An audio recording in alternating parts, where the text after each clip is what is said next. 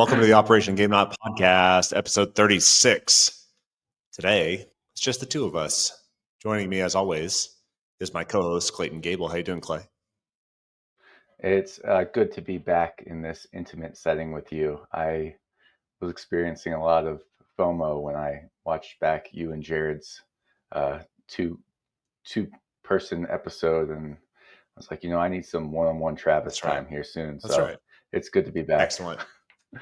Yeah, today we are talking best at X player games. X, not the Roman numeral, but X being the variable representing 1 through 8 players. So we're going to go through 1 to 8 players and list out some games that we think are great at those player counts.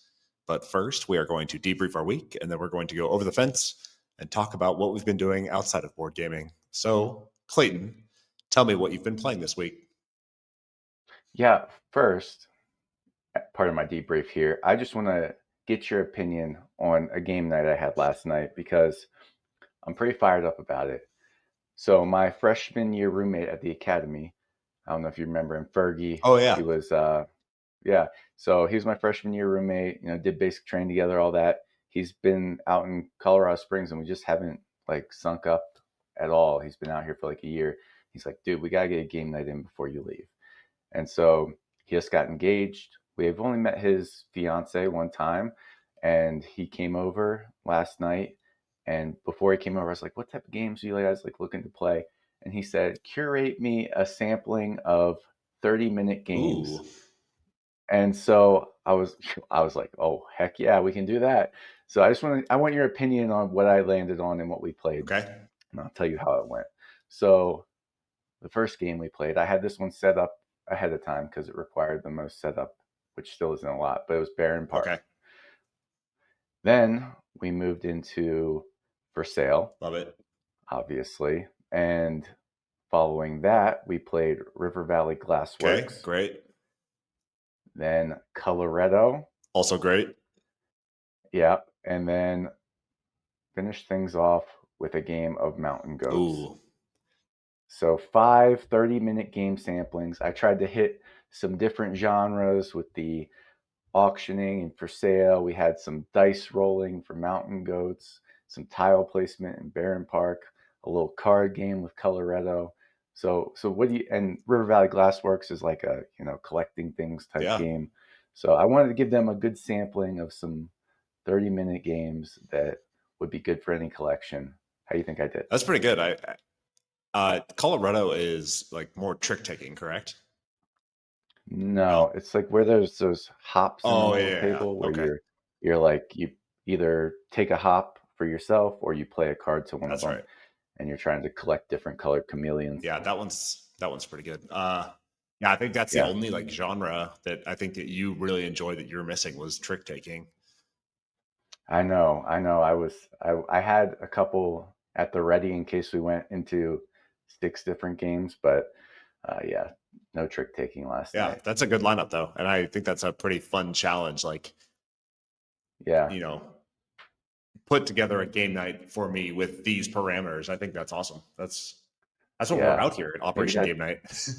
Yeah, maybe that should be our thing. Like let's just have people tell us about the game night they want to host, and we, as Operation Game Night, tell them how to curate the perfect game night. I like that.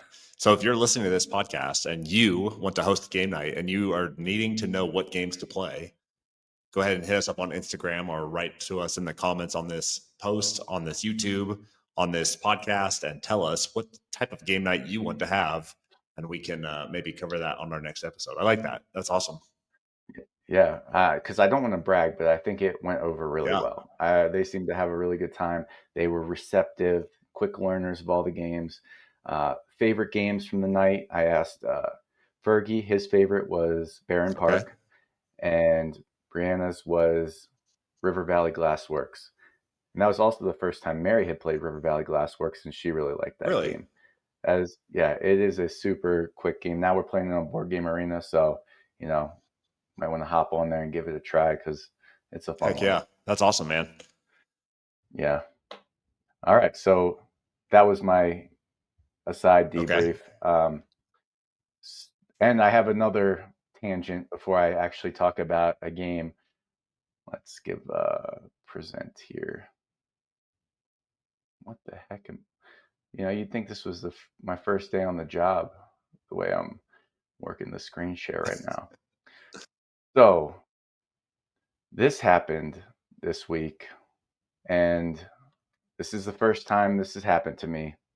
I backed Merchants Cove Master Craft 3 years ago. It has been my longest outstanding Kickstarter. I don't back a ton of Kickstarters, but a few weeks ago, I got an update on the Kickstarter saying that the games were in the fulfillment center, Quartermaster Logistics. They're ready to ship out. Get ready for your shipping notifications next week. Instead of the shipping notifications, I got this email basically saying, we're not sending you your game. They've shuttered their doors. Wow. They cite a lot of reasons in this little backer note, but it seems like maybe Simon said they were going to pay them for a bunch of stuff and never did. They cite the tariffs. Obviously, that's affecting the board game industry, but yeah, it's tough to know how to react to it because obviously you don't want to see a company have to go out of business like Yeah. this and that tough decision. But also, it's kind of weird that my game exists and it's sitting somewhere in the United States and they're not going to ship it to Yeah. me. Like and following the comments, people are fired up. Oh, I bet. There's there's some empathy out there, but there's a lot of people that I guess have been through this before, and companies will like literally like resell your games Really? to make money. Yeah, or Quartermaster Logistics might like they have these games that um, Final Frontier isn't going to pay to ship, even though we already paid for shipping. Hmm. They're not going to pay to ship them, so Quartermaster Logistics could just take that inventory and resell it to other people, Wow. which that doesn't rub me the right way. I hope there's some resolution here where they'll give us an option, at least Quartermaster Logistics, to pay for our shipping again and get the game because I was excited about getting this one. I really like Merchants Cove, and I was excited about the new stuff. But again, it's I read this. There's a lot of stuff in here. I feel bad for them as a company.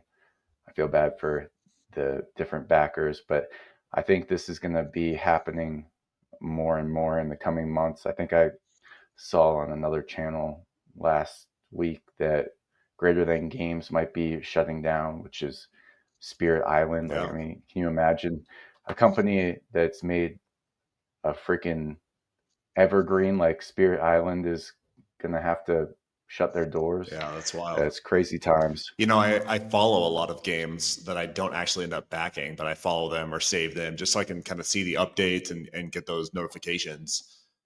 Sometimes it's good, sometimes it's really annoying. But so many companies are putting out notifications now about like, here's how tariffs are impacting you. And I've found a lot of them are going out and asking their backers for more money, which is crazy. Like, it has happened before, much to the board game community's chagrin, and that these companies will go out and say, hey, we thought it was going to cost you this much to ship, but we need a little bit more money, or, production isn't going as smoothly as we want. We need more money, and that's never received well. But the fact that it's happening so widely across the board, this I'm really curious to know how this shakes up the industry. Like, if these tariffs stick around for a long time and there's so much uncertainty with the shipping and the logistics, like, what does this do to the board game industry at large over the long term?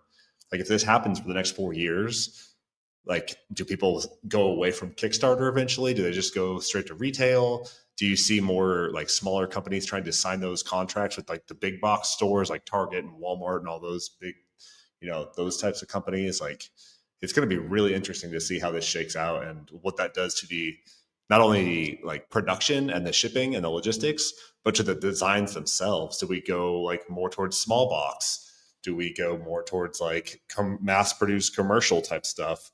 It's going to be really interesting. Or do they completely redo their entire supply line and start producing somewhere Yeah. else? Like, it's going to be really interesting. I'm curious to see how it shakes out.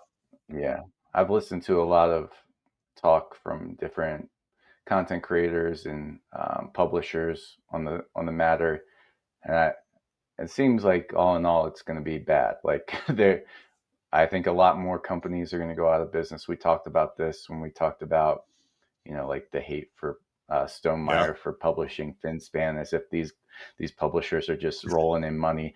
Obviously, they're not. Board game, it takes up a lot of our bandwidth, and we think it's like this big thing, but uh, it's really, these companies aren't making tons of money, and any small hiccup along the road can be a deal breaker Yeah. for a lot of these companies. So there's a way you can keep supporting, your favorite publisher or your favorite local game store. I think it's going to be tough times ahead until, this tariff situation dies down. So, just buckle up, get ready to either pay a lot more for board games or dive into your shelf of opportunity, if you Yeah. will. Perfect opportunity to clear out that shelf of opportunity. Yes, absolutely. Wow. Yeah. Good topic, Clay. That's gonna be super interesting to see. Yeah. On a lighter note, got to play Ooh. Godfather, Corleone's I've heard Empire great things on about this Friday one. night. Yeah, so this is I mean, when did this come out? In 2017, designed by Eric Lang of Critical Esteem, and put out by the aforementioned Simon. They might be on the naughty list, it sounds like, after reading that Final Frontier note. But regardless, Simon puts out a nice production. This game's awesome looking. It's got a map of New York City divided up into all these turfs. You have these different families, so each player has their family, and you have all these minis of your family members and your thugs. And so nice production. It comes with these metal suitcases that you use to stash your money in. Um, Great to look at, as always, with Simon. But the gameplay was what really interested me because it's very streamlined. I kept rewatching videos and rereading the rule book. I'm like, there has to be more to this because at the end of the day, it's really just a worker placement Yeah. game. So there's all these businesses in this map of New York City. And on your turn, two of the main actions you can do are you either send one of your thugs out to shake down the front of a business. So each business has a front and a back. And you send a thug out, it has a square bottom. So you know it goes in the front because the front has a square space for your thug. Can't mess it up. You send your thug out, shakes down the front of the business, you get like an illegal good card. Like maybe I get a gun or you get money or whatever. Then there's circle spaces, and those kind of intersect different turfs. And those are where you can send your family members. And you have less family members to start than thugs, but when you send a family member out, it shakes down the back of all the businesses that are adjacent to it. So you can get some big time benefits when you send your family member out. But again, it's pretty straightforward what you're doing there. Um, so those are the two main actions: send a thug or family member. Also on your turn, why are you collecting these illegal goods? Is to complete jobs for the Godfather. All right, so you have these job cards that say like you need 3 guns to complete this job. Then you get some amount of money and some benefit where you can like gun down someone else's figure and put them in the Hudson River. And that'll free up space for you to maybe take an action they were blocking.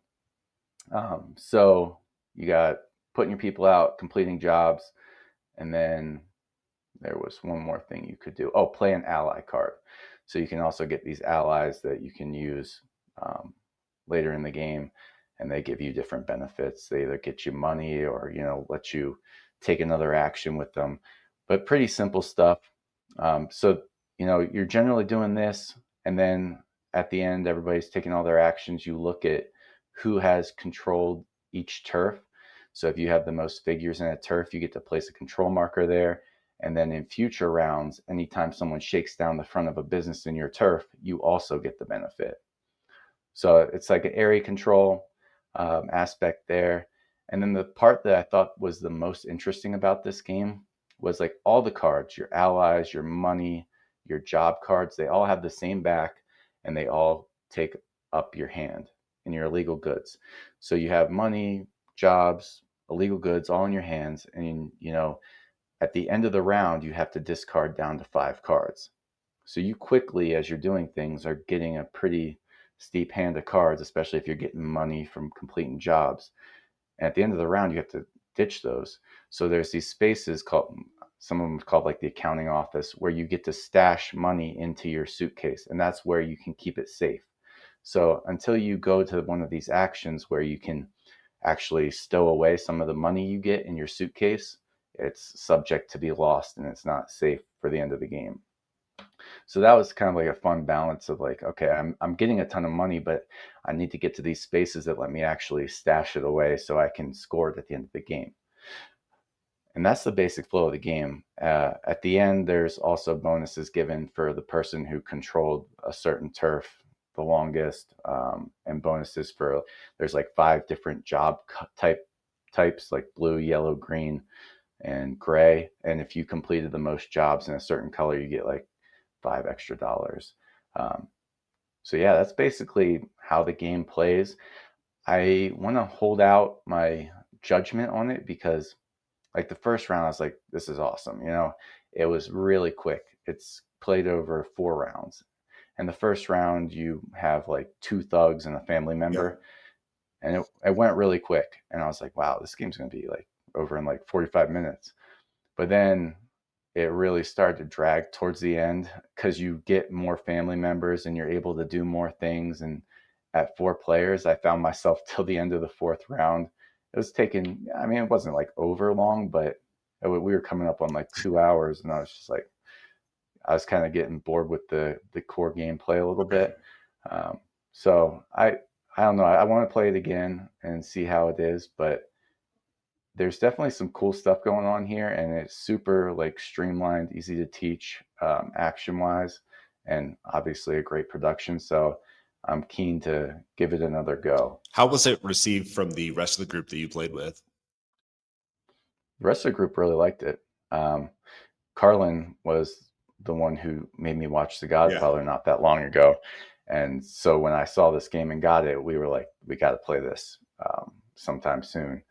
And we finally got to it. So everybody was pretty excited Do you about it. think that it took so long to play through it because it was new and like were you constantly going back to the rule book, or was it just like because you had so many actions to do per turn, that's what really made the game drag towards the tail end? Yeah, I think you just ended up getting so many of these, figures. And when you complete jobs, it gives you like new ways to take actions. And people's, what was like a round was like me taking 3 worker placement spots in the first round ended up being like, a round ended up towards the end of the game, you're taking like 5 worker placement actions, but then you complete a job that lets you get one of your workers back, and then you can take more, and it just, it kept going on. So it definitely wasn't a rules issue. I don't know that I opened up the rule book a single Nice. time during the game because, yeah, it's streamlined for sure, and um, had some neat stuff. But yeah, it just seemed to really slow down towards the end. Yeah, that seems cool. I've heard good things about this one. I like the thematics. I'm glad that they didn't like over bloat the rules with theme.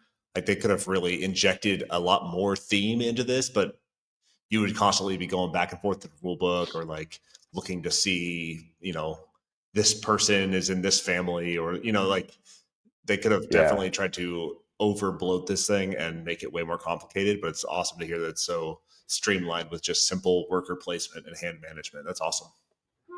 yeah, no, I really enjoy everything it was doing. It just seemed to drag those last like 2 rounds, which is why I want to play it again so I can, see if that was just a.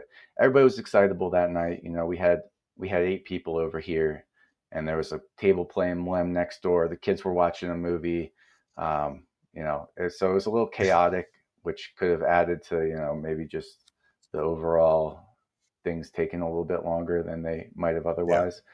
But yeah, no complaints about the mechanisms in here. I thought it all worked together really nicely. Just need to play it a couple more Yeah. times. That's cool. I love it. What you been playing, I've Travis? been playing a whole bunch of games on Board Game Arena. The first being Pixies, which you talked about a couple weeks ago. I did Yep. the tutorial and I've been playing that a couple times. I like it. It's very simple. It's very streamlined. The scoring, I can see how it could be a huge pain in the butt if you're doing that in person, counting out people's like Yeah. X's and little swirls and stuff like that. But on Board Game Yeah. Arena, that's pretty seamless. I find that Yep. I feel like it's too much luck based almost. Like you're making the best decision for the moment with the three cards that you're dealt, or however many are left Yeah. during that round for you to choose from. But I feel like it's so luck Yeah. driven. It's all like whatever is left over for you or whatever you're dealt with those three cards right off the bat. So it's, I don't know. I like it and I'll continue to play because it's like that's a great phone game for me to play on Board Game Arena. Yeah. But it's not. It's really nice on I don't PC. know if it's something that I will like seek out and buy a physical copy of anytime soon. But Let me, the art is phenomenal. I do like that. yeah. I will say to your luck point, it definitely is lucky and it feels lucky, but there must be a way that you can have skill in this game because I've played this game, 10 times with the various Yeah. people. And if you look at my board game stats app, there's one person that's won every single one of those games but one, Wow. and it's Mary. Hmm. So she's making some type of decisions at a percentage that I am not because she consistently is winning at this game. So Interesting. yeah, I'm not sure what she prioritizes. Like I find myself very keen on getting those high number cards. Like if there's a 9, I'm going to take it. Um, I don't know if she focuses on squiggles or what, or like forming big areas of the same color. I'll have to ask her, Hmm. but she is constantly winning, and it makes me feel that there must be some decisions that she's making that are positive where I'm Yeah, not. I'll have to fire up a game with you guys so I can see what she ends up Yeah, doing. But um, yeah, I've also been playing a lot of Architects of Amatus. Still really okay, enjoying that one. Excuse me. Really enjoying that one, but I really struggle to continue to draw the project cards. So typically, mhm, there's only like one type of building that you can draft and put into your city that you're building that will allow you to draw more project cards. And that's where I get hung up every single time. Is I feel like I'm behind the curve on project cards, where my opponent will be, they'll be completing 6, 8, 10 project cards in a round. And I've got like my first three that I started with. Maybe I'll get one additional. And I'm largely reliant mhm, on the individual building scoring. And I am still struggling to understand that one. I'm enjoying it. It's very simple and it's easy. And I think it's a great concept for a game like tic tac toe city building. But I mhm. am terrible at that game, and I need to figure out the actual strategy. But Yeah, then the last one that I have been playing a whole lot has been Dracula versus Van Helsing, and this game is a two-player only lane battler where one player plays as Dracula, the other player plays as Van Helsing, and it's a round base kind of trick taking style game where you are battling over these different districts within a city. One player plays as Dracula, one is Van Helsing. Dracula always goes first. And on your turn, what you're doing is you are either playing a card from your row that is assigned to a different district, or you're drawing from the draw pile and playing that card to the discard. And when you play a card to the discard, whether it's from your hand or from the draw pile, each card has an action associated with it and a suit. And so the suit is the color, basically, but the action that you're taking will allow you to do different things and manipulate the cards or the suits in general to gain an advantage in these different districts. So, like on this picture here, the little like circle means that you get another turn. You basically go twice. The one means that you get to reveal. You have to reveal one of your cards to your opponent. The 4 is you are swapping two cards' positions between the districts.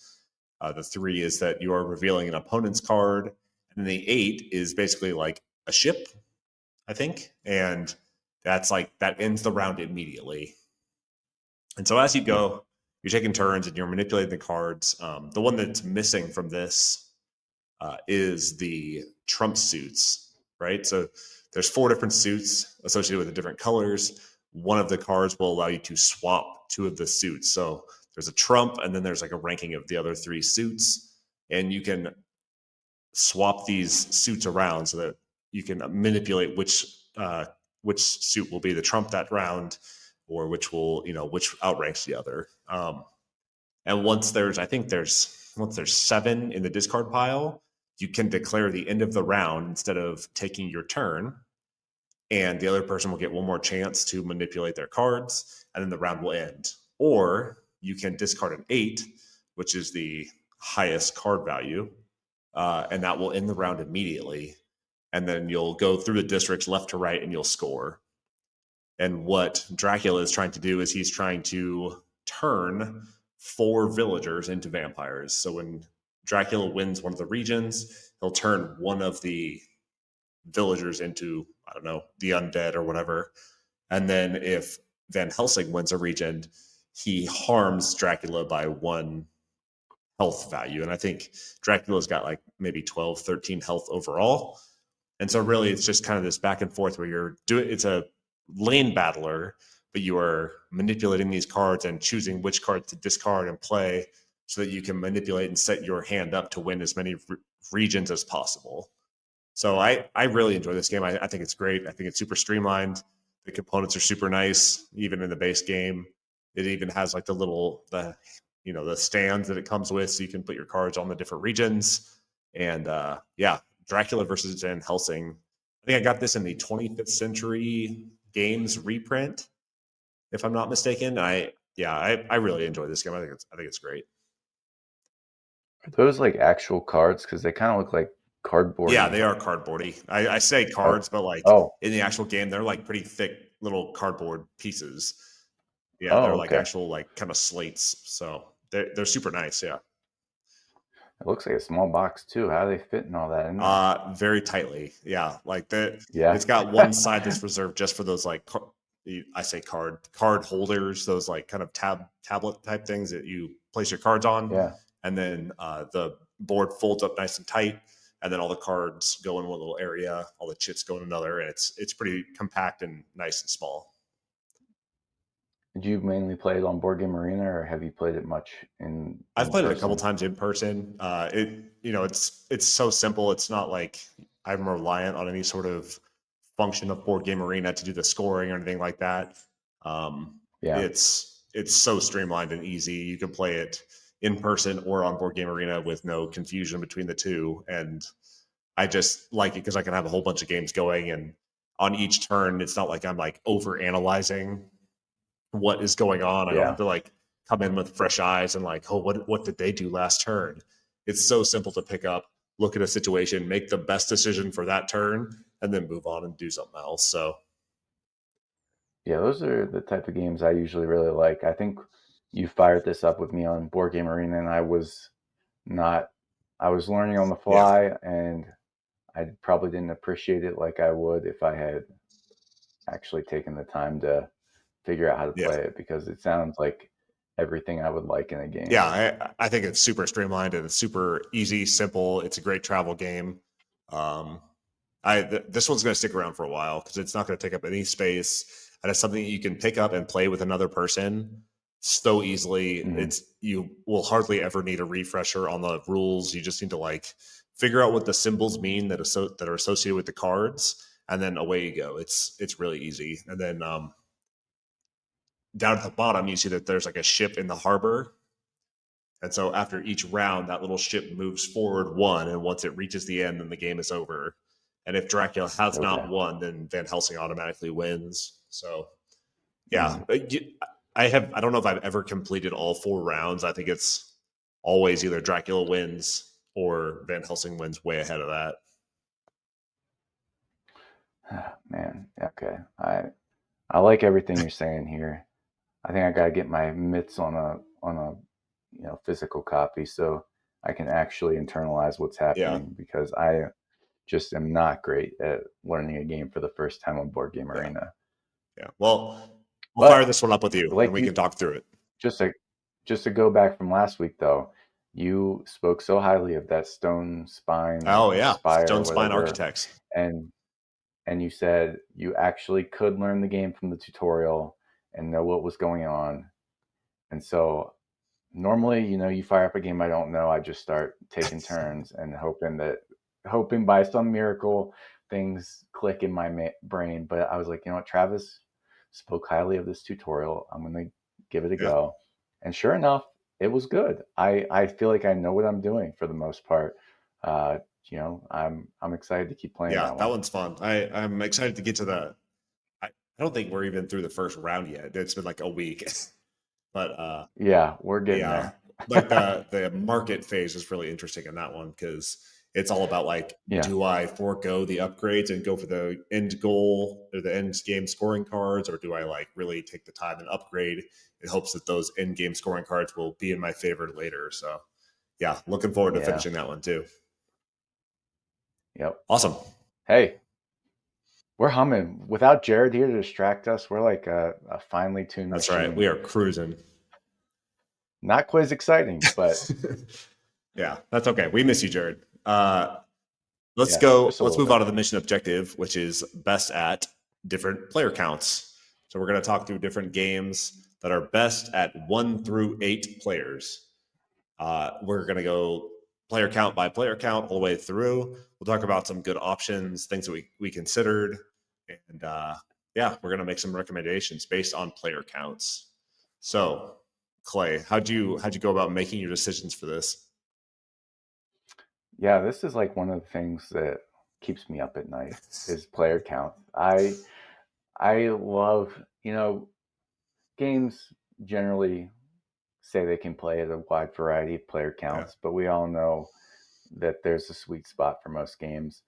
And, you know, knowing your audience and knowing how many people are playing a game, it really makes a difference on what game you decide to pick. And um, here at Operation Game Night, that's something we like to really excel at. And so I think most games like are tailored for like four yeah, players. And then, 3 players is always just almost usually a better version, a quicker version of a 4 player game. And so those are like the easiest player counts to kind of operate at. But, once you get outside of that 3, 4 wheelhouse, you have to start making some trade-offs and, finding the right fit for that player count. So yeah, I just, I went through each and I was like, you know what, if I was playing a game at this player count, what would be my go-to game to recommend that I know is going to be good because it's at this player yeah. count? Not just it can play at this player count, but it is good specifically because it's at this player Yeah, count. yeah, good point. I found myself struggling with the like 3 to 5 player count more so than I did at Yeah, the lower number or higher numbers. There's so many great games that are made specifically for one person or 2 people, or those yeah, big party games. There's so many to choose yeah, from, but that middle range is so hard. Like, yeah. how do you tailor mechanics versus the amount of players versus the time it's going to take to learn and play the game? So, yeah, I'm curious to hear what you came up with. Yeah. So Travis, what was your, as a solo man, what was your 1 player recommendation? Man, so this one, I, there's a lot of games that have solo modes that I really enjoy. And typically, when you go on, there's like actually a subreddit specifically for solo board gaming, and they will always recommend things like Spirit Island. Okay, uh, I don't think that that's probably going to be my recommendation, but for solo player only, you will always see people recommend Warp's Edge, and Warp's Edge is Hmm. like, you know, I who are we talking to? Maybe it was Vic that was talking about this one, or maybe it was Bo. But Warp's Yeah. Edge is always recommended. It's super thematic. You're flying a ship around. You're making decisions. You're attacking other ships. This is a one-player only kind of space battling game that's always really really fun. Another one that I was going to recommend is going to be Under Falling Skies, and that one I have more experience with. and that one is also very popular. Basically, it's was it not Galaga, but it's like Missile Command, or like what's the old arcade game with the aliens? Asteroids, It's, or is it called yeah, Asteroids? Asteroids is like you're But flying around in space, but man, not Centipede. I don't know. It doesn't matter. But the aliens are yeah. dropping down from these different tracks. You are rolling dice Hmm. and then assigning them to different spaces within your base underneath the Earth's surface to generate power and to attack these bugs and to keep the alien incursion at bay. It has tough choices to make every time. It's always fun. There's a bunch of different cities that you can play as that have different decisions to make. And at what was it? Oh, at Essen, they had a giant version of it, like a huge blown up Oh, version that was really cool. I have a picture of it. Um, that was nice. cool to see. So I'm going to recommend Warp's Edge and Under Falling Skies for my solo only game. Well, thank you for those thoughtful recommendations, Travis, because one player is easily my least visited player count. But I think I mentioned it last week, and there is one solo game that stands out for me that I really enjoyed, and that was My City Roll and Build, which is the roll and write version of um, My Yeah. City by Reiner Knizia. And I just loved this game. I loved My City. And for the roll and build, it was so simple to play by yourself. It's in a tiny box, and you just get out two dice and you have a sheet of paper, and you roll like 8 times and you've done a game. You decide where you're going to draw your little Yeah. polyominoes, and then the next game has a slightly different rule, and so it just keeps you engaged throughout the course of the 24 different games you play. But I thought it was a really fun solo experience that took no time to set up and almost no time to play. So it was a fun way to just like fill in the gaps of in day, hey, don't got anything going on. Let me bust out a quick episode of My City Roll and So you Build. are not, it's a roll and write, correct? You're not like placing Yes. stickers on a board permanently? Nope. But as like the sheets of paper that you write on evolve Oh, okay. throughout. So it's got like this pad of paper, and like the first few episodes, have a different feel to them. And as you go through it, they add some things to the sheets of paper. So yeah, they did it in a neat way that still kind of makes you feel the legacy vibe of My City, which was kind of a lighter legacy experience to begin with. But that's my solo recommendation. Nice. Give me your two player. Two player. So I we talk about a lot of two player games. At least I do, because I play two player a lot. So I wanted to go with a lighter recommendation, and again hitting my guy Reiner Knizia, but not Lost Cities, because that already gets too much airtime.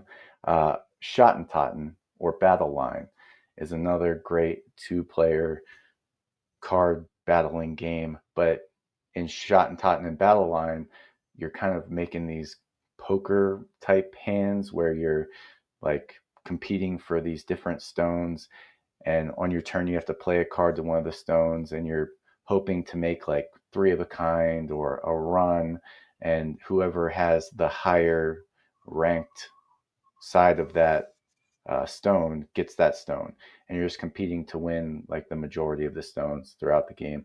And it has the same tension as Lost Cities, where you're just drawing a card and playing a card, and sometimes you don't want to play a card because you don't want to commit to trying to go for the 3 8s on this stone, because you don't know if you're going to get another 8, and they might end up getting it with something like a 1 2 3. And I just really like that twist of those like kind of poker type hands in there, trying to compete for those stones. And then for the heavier fare of a two player game, I got to go with, it's kind of new still, not quite as hot as it was a few months ago, but Yeah. Ironwood from Mind Clash is just a great asymmetric two player. You're in each other's heads trying to win in like an hour, card driven area control. Awesome game. Yeah. Good recommendations. there are so many like much heavier two-player games too that I would love to get played more, but that's just not the reality around here anymore. It's all Yeah, like very light and quick two-player games. We were kind of digging through our games to travel with us, and the first recommendation from Rachel was Jaipur. We love Jaipur. yeah, We play Jaipur and Splendor at two players all the time. Jaipur specifically two players. Splendor, plays up to four. So Jaipur, you're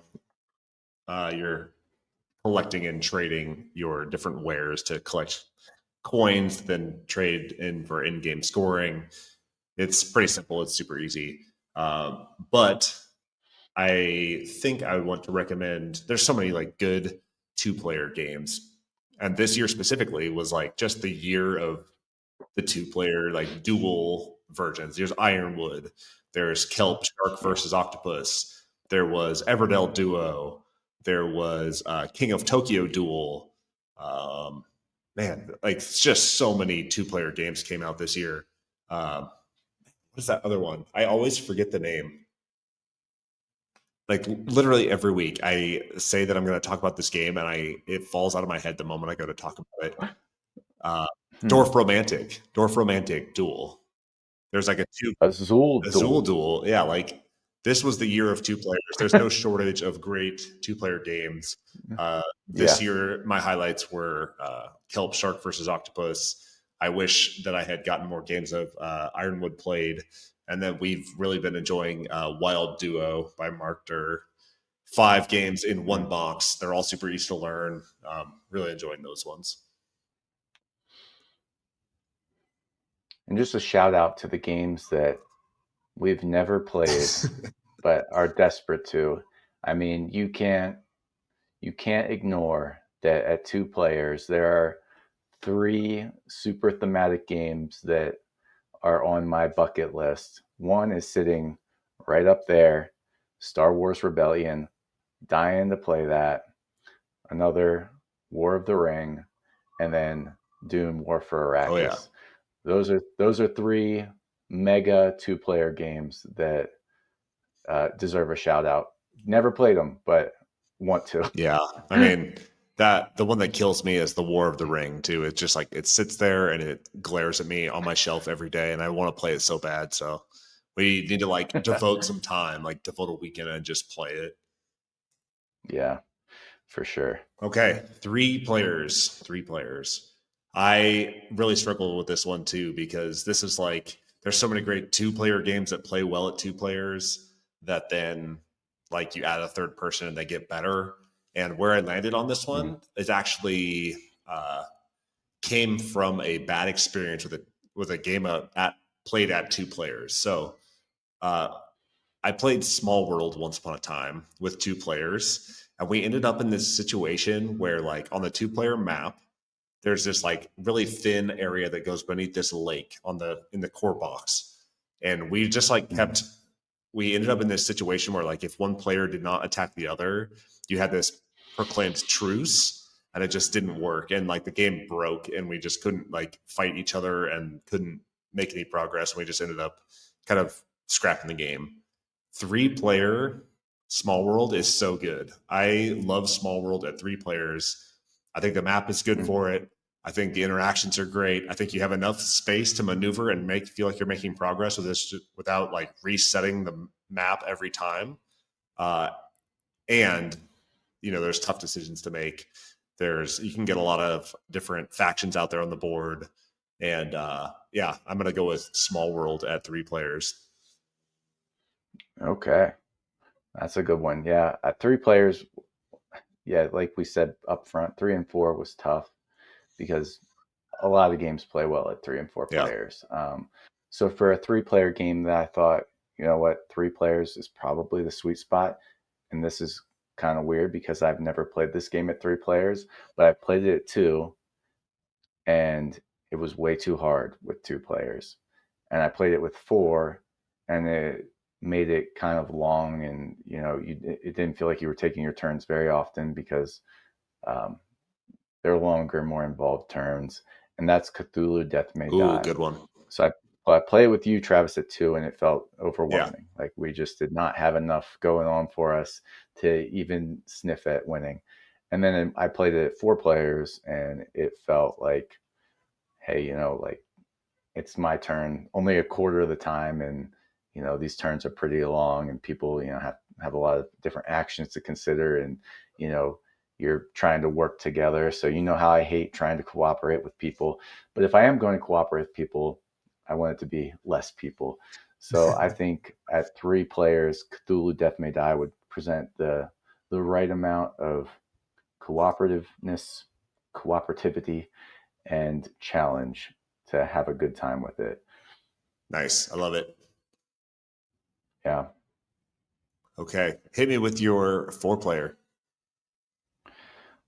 Okay. So 4 player, again, tough player count. Most games are, I feel like, designed with 4 players in Yeah. mind as the ideal player count.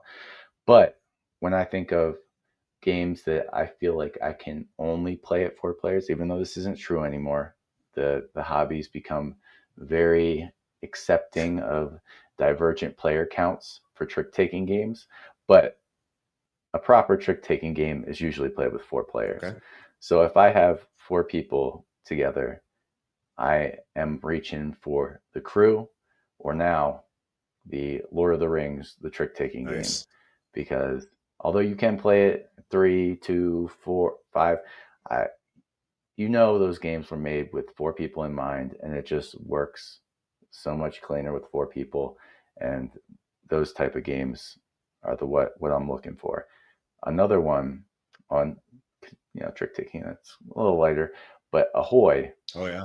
is a game I thought of that is best at 4 players because at 4 players you get 2 people that are smugglers, and they're kind of competing with each other to deliver goods to the different islands, and then you have the Blackfin squad and the Bluefish whatever, and they're out there fighting for control of the different areas.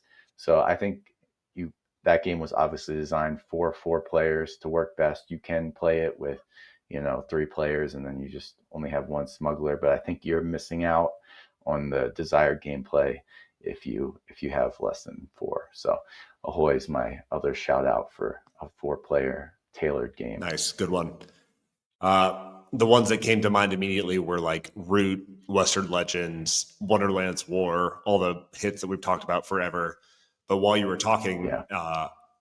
War of the Ring, the card game, came to mind because it's meant to be Mm, played with 4 players where you have 2 that are, you know, the alliance, they're the good guys, and 2 that are the bad guys. And you're taking turns playing cards to these different areas. And it's meant to be yeah. played at 4. And you actually have to adjust the rules for 2. And for the solo mode, there's an expansion. So that game is awesome. It's super thematic. It's a great way to like experience those types of thematic battles over these different regions Hmm. in card format, and I really want to get that played more. I got the I don't know, sword and fire and axe, or whatever it is that allows you to play solo, and I really want to get that played while we travel. I think I actually kept that one out, and it's going to Nice. maybe go unaccompanied baggage. So I got about a month to play it before it hits the road. So I'm going to go with War of the Ring, the card game. Sweet. What about for 5 players, Travis? Man, this is probably the hardest one for me is 5 players because at 5 you now have like an odd man out. Uh, the games are going to take a little bit longer. The games are no longer tailored for that player count most of the time, unless you start like this is like the weird in between like the traditional tabletop game, board game, and like the party game, right? Yeah. So Yeah. my go-to for 5 players is going to be Betrayal at House on the Hill. I think you can add Mm, that 5th player in without adding too much time. You get to the haunts faster. It makes the haunt triggering a little more interesting because you can't split up evenly like half and half. So it's got to be like one versus all. Um, and some cool thematic moments can come out of 5-player game of Betrayal at House on the Hill, specifically 3rd edition. I really enjoyed that 3rd edition last time we played. okay. Yeah. I like that. I haven't enough experience with Betrayal House on the Hill to know what the ideal player counts are, but I was not expecting that. Yeah, one of my favorites. One of my favorites. Yeah. What you got? So for me, yeah, like if you're getting past 4 players, there better be a reason there's 5 people at the table other than to just slow things down. So I'm thinking of interactive games. Like the first one that came to my mind at 5 players, what do I want to play? Everybody's having a good time. It's modern art, Ooh, because every turn, everybody's involved. You're auctioning off paintings, everybody's, bidding their money, you're banging the gavel. And just the more players that are involved in that, and it goes up to 5, the better, I feel like. So modern art is the first one that comes to my mind when I'm like, I got 5 people, let's yeah, play modern art. Um, and then another one is Libertalia, Winds of Gale. Well, I mean, either yeah, Libertalia is fine, but that works well at 5 players because you're simultaneously selecting your card, and then you flip them over, and all the cards are interacting with each other when they get to the island. So it doesn't add a lot of time for 5 players, and it adds a lot more chaos and fun about what happens when you reveal those cards. So I think that's another great choice at five nice. players. What you got for 6? Yep. At 6, the ideal player count, and this is a big one. This is the real deal here.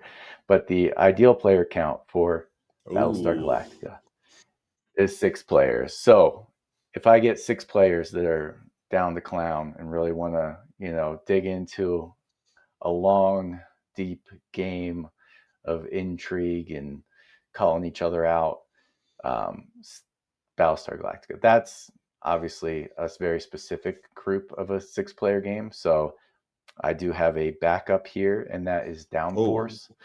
Love that. Love that racing game. Well, it's more of a betting game.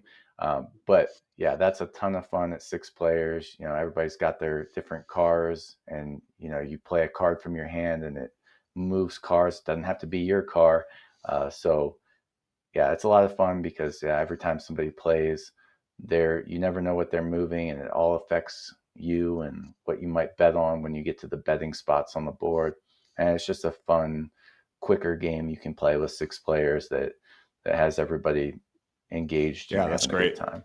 Uh, Funny you mentioned Downforce. I was going to say Heat pedal to the metal because that Yeah, game just plays so quickly and you can get a lot of players to the table. 6 is like the perfect amount too because you're not like having to coach people up most of the time. Like people can just jump in, play at 6. The game is like it. The turns are crowded, but not like so overly crowded that like you're all trying to, I don't know, bump into each other. And I feel like any more than 6, it just gets a little like bloated. But yeah, Heat is just so streamlined and perfect at 6 players. yeah, yeah. Hmm. It's a good one. 7. 7 is tough. It's kind of weird. Like Yeah, you're you're uneven, you're odd player count, and you're at such a yeah. large man. I don't know if this is your game, but I was going to say you brief things and rings. That sounds like a perfect game at 7. How many does that play up to? Only Oh man. 6. I don't know why you couldn't play it at 7, honestly, but uh, there's really Well, no especially reason because to. like there's one knower, right? There's one knower, and the other people just yeah. Yeah, other people are just throwing Hmm. things in the rings. It just says 6 on Yeah. the box. So to respect the publisher, Yeah, I don't know. I don't know if I have a great answer for 7. And 7 is not like the typical player count that I have ever seen. Like if you're gonna get a big group together, it's typically 8. I don't know. yeah, Okay, I've hit got me. 2. 7 Seven wonders. wonders. Perfect. Yeah, 7 wonders Perfect. plays at 7, and you know it scales all the player counts well because you're all picking and Yeah. passing at the same time. So that would be one I would be keen to play, provided you had enough space on the table to play it. I think that would be great at 7. And No Oh Thanks yeah. is Great one. another one that plays up to 7, and really enjoy that reverse auction game, and just like the more people there are to, stick their black sweaty chits on the card saying they don't want it, just add some more fun. So I always like getting no thanks out when I have a higher player count. I probably played it at 7. I've played it a ton, but that's one that always comes to my mind in those upper post Yeah, 6 player two count. great recommendations. Love it. All right, you want to hit Yeah. me with your number 8?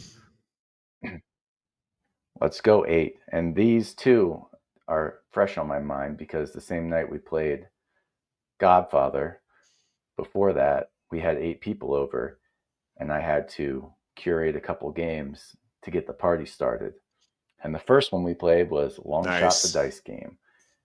Yep, and went great.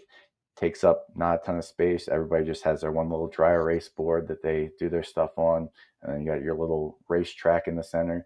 And every turn, somebody rolls the die, and everybody then gets to take an action. So you're always involved. Everybody's engaged with the race. They're hooping and hollering because they want, Nitro Nelly to finally get going, and people are moving horses forward and backward and doing the concession stands. And yeah, the roll and write nature of it makes it doesn't even feel like a roll and I don't know if it's a roll and write.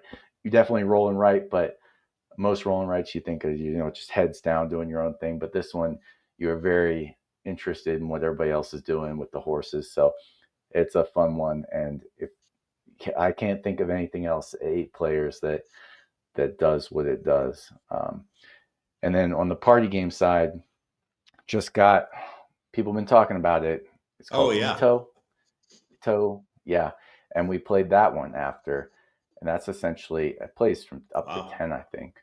But it's like wavelength meets the mind. Maybe you give like a category like popular TV shows, then you deal everybody a random number, and they go from 1 to 100, and then everybody like puts their number face down on their color card and gives a clue to try and help you assess where your number is in the line. So it's like popular TV shows, you say The Office, like people are probably going to think that's pretty high up towards like the 90s.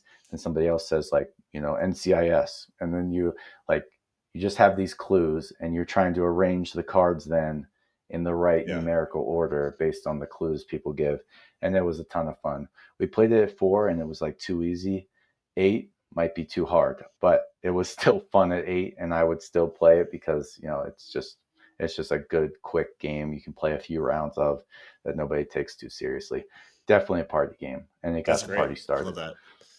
I'm going to jump on your Yeah. horse racing trend, and I was going to say ready, set, bet for an 8-player, Oh, because especially the way that we did it the last time we played at your house, where you like pull it up yeah. on the app on the screen, and you can watch the horses race while you're betting on a big table, and you don't have to like roll the dice in between Yeah. and like slow that down. That is like the perfect way to Yeah. play. It's like horse race betting in person. You get a big group together, they're cheering on their horse, like people go nuts for it. I love that. That's like that is a way to Yeah. get the party started for a big game night. Is ready, set, bet. I love that. Yeah. Dang. We did it. We did it, One Travis, through I think. eight players. Yeah. Excellent. Now you know what to Yeah. do, everybody. Don't ever say you don't know what game to play at a And player count. if you We need us told to you. procure or curate a game night for you Sure. based on your Yeah. player count and taste, hit us up and we will help make some recommendations for you Right here on the live and in podcast. person. We need a call in number so that people can call in live. Yep. You want to go over the fence? Let's do it Let's quick. hit it What have you quick. been doing outside of board gaming? Yeah. So, The Sopranos ending was tragic. Quickly blew through White Lotus 3. season, whatever it is, 3. Yeah, that was fine. It's an interesting show. But now we started up on Oh, Righteous yes. Gemstones season Nice. 4, and that show just blows me away. Like I don't know if I'm like just more in shock by like the the banter and writing they put in there. They say some Oh, raunchy, yeah. ridiculous stuff, and it was just like it's been a hard pivot from The Sopranos to White Lotus, and now watching Righteous Gemstones. It's like, but it's good. It's entertaining. I'm Yeah. smiling and laughing, and yeah, that's a good show. So that's what we've been watching. Having a lot of Yeah, fun that with show that. is great. Each season just gets more and more ridiculous, and it's so over the top, but I love it. Yeah, Well, I yeah. don't know if you could tell because I am talking in an echo chamber, but all of our stuff moved out this week. So we're basically camping in our own house for the Mm, next month and a half before we move. Uh, yeah. good God. But Last of Us season 2 started last week. Loving that. I am so stoked to see where the season goes. They made some interesting choices. Black Mirror season 7 is on right now. That is never a feel good show. Yeah, It's like depressing and like just puts a pit in my stomach. But yeah, just kind of been hanging out, spending some good time with baby Gwen for her first Easter, and yeah, life is good. nice, awesome. Well, I'm glad life's good. I'm glad we're over the fence. I'm glad that Jared was not here, so I could spend Me quality too. time with you without you guys bragging about being civil engineers together. I'm just like the odd one No, out. no. Well, what can we brag about that he isn't? There you Combatives go. Yeah, we're instructors. so glad that we're combatives Yeah, instructors and Jared isn't. What a nerd. What a yeah, he's a nerd. loser. Yeah, just freaking schoolboy. All right, did we do it? All right. Yeah, This has been episode 36 of the Operation Game Night podcast. I have been Travis. He has been Clay. And we are out.